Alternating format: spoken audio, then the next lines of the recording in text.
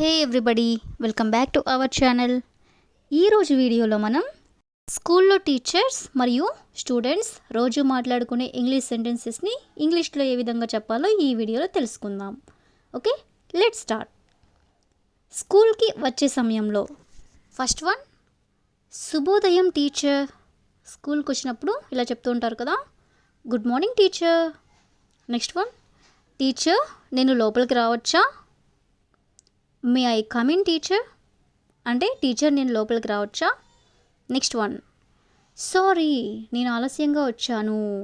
Sorry నేను ఆలస్యంగా వచ్చాను అని చెప్పాలనుకున్నప్పుడు sorry I am late. Sorry I am late. Next one, ఈరోజు బస్ ఆలస్యంగా వచ్చింది. ఈరోజు బస్ ఆలస్యంగా వచ్చింది అనేదాన్ని the bus was late today. The bus was late today అంటే ఈరోజు బస్ ఆలస్యంగా వచ్చింది. నెక్స్ట్ వన్, ఇంకా ఆలస్యంగా రాను. ఇంకా ఆలస్యంగా రాను అని చెప్పాలనుకున్నప్పుడు I will not be late again. I will not be late again అంటే ఇంకా ఆలస్యంగా రాను. See the next one, class రూమ్లో మాట్లాడుకునేటప్పుడు దయచేసి కూర్చోండి. దయచేసి కూర్చోండి అని చెప్పాలనుకున్నప్పుడు please sit down. Please sit down. Next one, మీ పుస్తకాలు తెరవండి.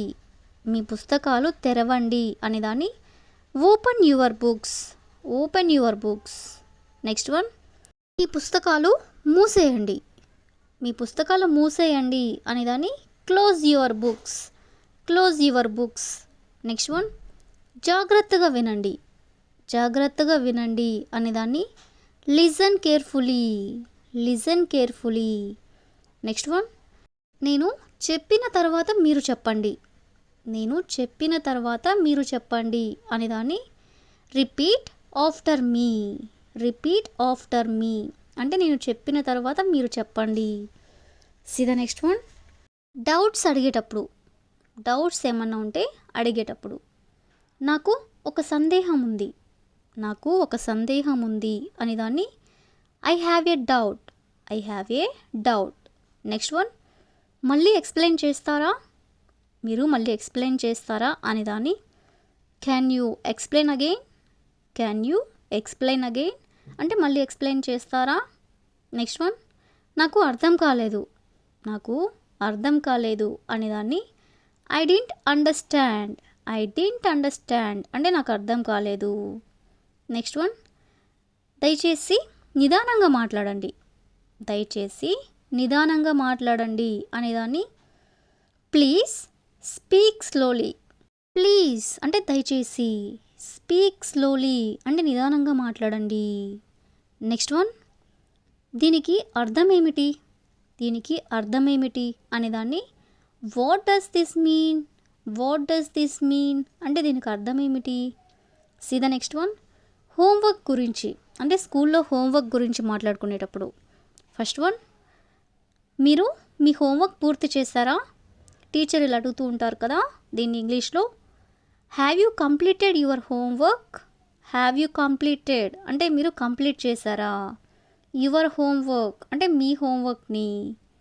నెక్స్ట్ వన్, నేను హోంవర్క్ మర్చిపోయాను అంటే హోంవర్క్ చేయడం మర్చిపోయాను అంటుంటారు కదా, I forgot my homework. I forgot అంటే నేను మర్చిపోయాను.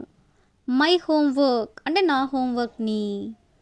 సీ ద నెక్స్ట్ వన్, రేపు తీసుకొస్తాను. రేపు తీసుకొస్తాను అనేదాన్ని I will bring it tomorrow. I will bring it tomorrow అంటే రేపు తీసుకొస్తాను. నెక్స్ట్ వన్, నా హోంవర్క్ చెక్ చేయండి. నా హోంవర్క్ చెక్ చేయండి అని చెప్పాలనుకున్నప్పుడు please check my homework. Please check my homework అంటే నా హోంవర్క్ చెక్ చేయండి. నెక్స్ట్ వన్, ఇది నా హోంవర్క్ నోట్బుక్ అంటే ఈ బుక్ నాది, నా హోంవర్క్ నోట్బుక్ అంటుంటారు కదా, this is my homework notebook. This is my homework notebook అంటే ఇది నా homework notebook. See the next one, permission అడిగేటప్పుడు అంటే స్కూల్లో ఏమైనా పర్మిషన్స్ అడిగేటప్పుడు ఫస్ట్ వన్, నేను వాష్రూమ్కి వెళ్ళొచ్చా? నేను వాష్రూమ్కి వెళ్ళొచ్చా అనేదాన్ని may I go to the washroom. May I go to the washroom అంటే నేను వాష్రూమ్కి వెళ్ళొచ్చా. నెక్స్ట్ వన్, నేను నీళ్ళు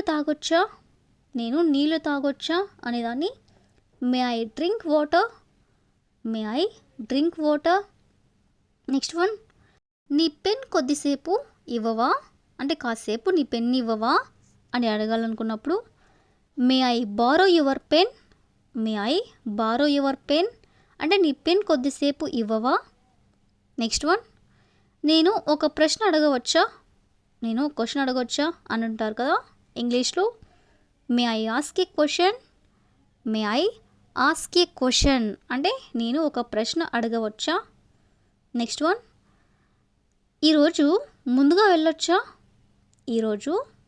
వెళ్ళొచ్చా అనేదాన్ని మే ఐ లీవ్ ఎర్లీ